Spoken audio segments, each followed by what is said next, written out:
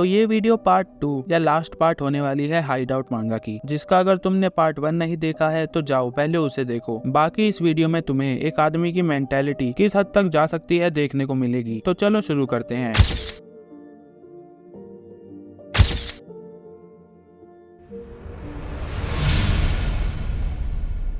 Recap. तो हमने देखा एक आइलैंड पे एक कपल को जिनका रिलेशन कुछ ठीक नहीं चल रहा है, जहाँ सेइची अपनी वाइफ मिकी को मारने का सोचता है और बड़ी चालाकी से उसे मार भी देता है, लेकिन एक मॉन्स्टर उसे केव के अंदर ही पकड़ लेता है जो उस मॉन्स्टर के लिए एक मील है। लेकिन तभी उसकी मरी हुई वाइफ उसके सामने आ जाती है। अब आगे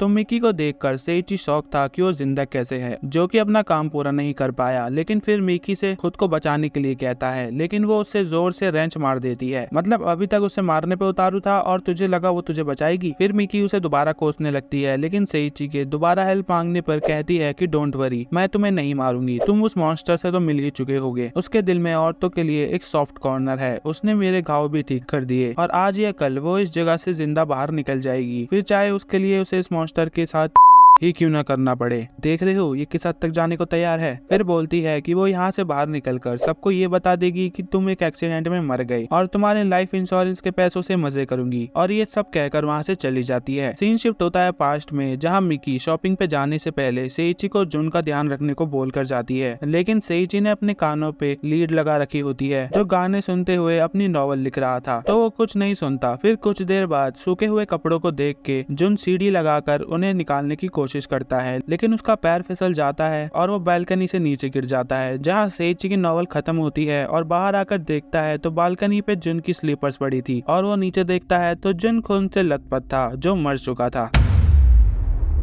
अब प्रेजेंट में सेइची ये सब सोचते हुए खुद को कोस रहा था और कहता है कि उसे एक नॉर्मल हैप्पी फैमिली चाहिए थी, उसे अपनी फैमिली में सब कुछ ठीक करना था, लेकिन शायद ये कभी नहीं होगा। और फिर वो बच्चा आके सेइची के पास खड़ा हो जाता है, जो अपनी मम्मी को ढूंढ रहा था, और सेइची को समझ आता है कि वो बंधी हुई लड़की ही इस बच्चे की माँ है, और उससे कहता है कि अगर तुम मुझे खोल दोगे तो मैं तुम्हें तुम्हारी मम्मी के पास ले जाऊंगा। जिसके बाद वो सेइची को खोल देता है और अपनी मम्मी के बारे में पूछता है, लेकिन सेइची पहले उससे कपड़े मांगता है, जिसपे वो उसे एक जगह ले जाता है जहां उन लोगों के कपड़े थे जिन्हें उस मॉन्स्टर ने खाया है। फिर उनमें से ही कुछ कपड़े पहनकर वहां पड़ी हुई एक तलवार भी उठा लेता है और बोलता है कि वो मॉन्स्टर तुम्हारा बाप है ना, क्या उसने तुम्हें अपनी माँ से मिलने से मना किया है। जिसपे वो बच्चा कहता है कि पापा ने कहा था कि वो औरत भाग जाएगी, बाहर दुनिया अच्छी नहीं है और वो औरत बुरी है। जिसे सुन के सेइची खुश हो जाता है, क्योंकि अगर वो औरत यहाँ से भाग सकती है मतलब उसे इस केव से बाहर निकलने का रास्ता पता है। और बच्चे से कहता है कि मेरे पास एक परफेक्ट प्लान है, पहले तुम मुझे अपने फादर के पास ले जाओ, क्योंकि सेइची, मिकी और मॉन्स्टर सब कुछ यहीं दफनाने का प्लान करता है। फिर हमें पास्ट में जुन का फ्यूनरल दिखाया जाता है, जहां सब जुन की डेथ के लिए सेइची को दोष दे रहे हैं कि उसी की लापरवाही की वजह से जुन मरा है, जहां उसका ससुर भी उसे ही कोसता है और जिसे उसका साथ देना चाहिए था उसकी बीवी, वो भी उसकी ही गलती बताती है। सेइची कहता है कि उसे लगा मिकी जुन को देख रही है, जिसपे मिकी कहती है कि अपना इल्जाम दूसरों पे लगाना बंद करो, यू किल्ड जुन। अब हम दोबारा आते हैं प्रेजेंट में, जहाँ मिकी मॉन्स्टर के साथ बेड पर है और उसे कहती है कि वो उसका साथ बच्चा करने के लिए भी तैयार है, लेकिन तभी सेइची आके मॉन्स्टर की पीठ पर तलवार घुसेड़ देता है और मिकी को मारने के लिए बढ़ता है, लेकिन तभी वो मॉन्स्टर उसका हाथ पकड़ लेता है और इस मौके का फायदा उठाकर मिकी वहाँ से भाग जाती है, जिसे देख के मॉन्स्टर तक हैरान था। मतलब इसे क्या लगा वो उसका साथ देगी, लेकिन इस डिस्ट्रैक्शन का फायदा उठा के सेइची मॉन्स्टर को मार देता है और मिकी के पीछे जाता है, लेकिन वो वहाँ से भाग चुकी थी, जिसे देख के सेइची को बहुत गुस्सा आता है। लेकिन तभी वो बच्चा आके सेइची से अपनी माँ के बारे में पूछता है, जिसे देख के सेइची को जुन की याद आ जाती है, जो कि फिर मिकी को छोड़ उस बच्चे को उसकी माँ से मिलवाने ले जाता है। और हम पास्ट में देखते हैं कि सेइची जुन की डेथ से बहुत परेशान है, जिससे उभरने के लिए वो मिकी से एक और बेबी के लिए बोलता है, तो मिकी मना कर देती है और बताती है कि उसे जुन की डेथ का कोई अफसोस नहीं है और एट द फर्स्ट प्लेस उसे कोई बच्चा नहीं चाहिए था, जुन बस एक एक्सीडेंट था। जिसे सुन के सेइची को गुस्सा तो बहुत आता है, लेकिन बेचारा करे भी क्या, मतलब उसने कर तो दिया बहुत कुछ। बैक टू प्रेजेंट, मिकी को फाइनली केव से बाहर निकलने का रास्ता मिल जाता है, लेकिन दूसरी तरफ मॉन्स्टर भौंकला चुका था, जो गुस्से में आके एक पुरानी राइफल उठा लेता है, जिसके आगे एक नाइफ लगा है, और मिकी के पीछे जाता है और राइफल की ब्लेड को मिकी के सर के आर पार कर देता है, जिससे मिकी की आंखों तक से खून आता है और वो मर जाती है। दूसरी तरफ सेइची उसी अंडरग्राउंड गेट के पास पहुंचता है, जो उसे चैप्टर 3 में दिखा था। फिर वो उस बच्चे को नीचे जाने को बोलता है, तुम्हारी माँ वहीं है, लेकिन तभी मॉन्स्टर उसके पीछे आ जाता है, जो नाइफ को उसकी पीठ में घुसेड़ देता है, जिससे बचने के लिए सेइची उसके मुंह पर मशाल मारता है, जहाँ वो बच्चा घबरा रहा था, जिसे वो कहता है कि चिंता मत करो, तुम्हारे पापा तुम्हारे साथ है। मतलब वो बच्चे को अपना बेटा जुन मान चुका था। जिसके बाद सेइची की आंखें भी मॉन्स्टर की तरह हो चुकी थी, जिससे मॉन्स्टर भी डर जाता है। फिर उन दोनों की फाइट होती है। मॉन्स्टर सेइची पे फायर करता है, लेकिन वो फिर भी आगे बढ़ता है और उसकी गन पकड़कर अपनी तलवार से उसकी आंख काट देता है और एंड में उसके मुंह में मशाल घुसेड़ देता है। लेकिन तभी वो मॉन्स्टर एक ग्रेनेड छोड़ता है, जिसके फूटने से सेइची तो बच जाता है, लेकिन मॉन्स्टर वही मर जाता है। सीन शिफ्ट होता है पास्ट में, जहाँ सेइची अपने ससुर से मिलके मिकी और उसकी डिवोर्स की बातें करने आया है और कहता है कि डिवोर्स ही सही रहेगा, क्योंकि अब वो मुझे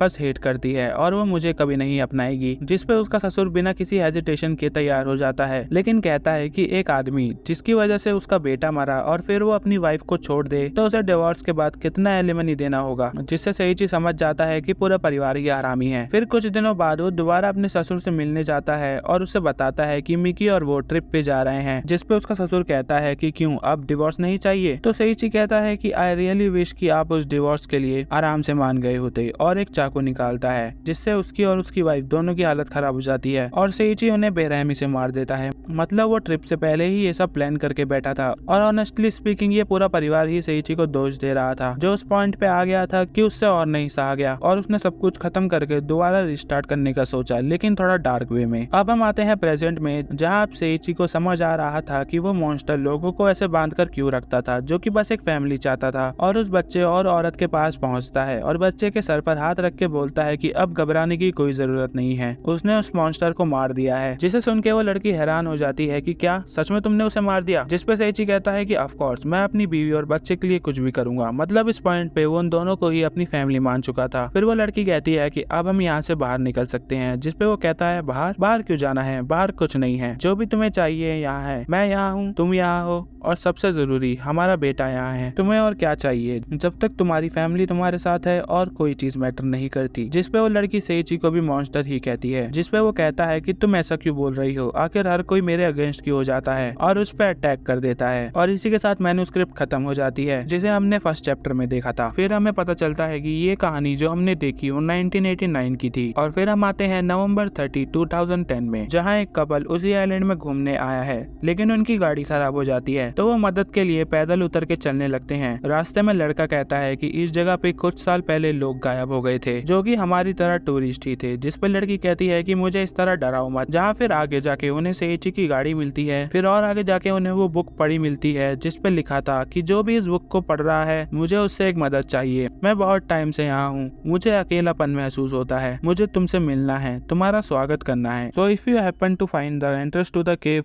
don't hesitate to come in. जिन्हें केव की एंट्रेंस मिल जाती है, जो उसके अंदर चले जाते हैं। और फिर लास्ट में हमें सेइची दिखाया जाता है, जो कि अब मॉन्स्टर बन चुका था। I am Seiichi Kirishima, you are my family. No matter how deep you bury the past, the screams will always find their way back to you.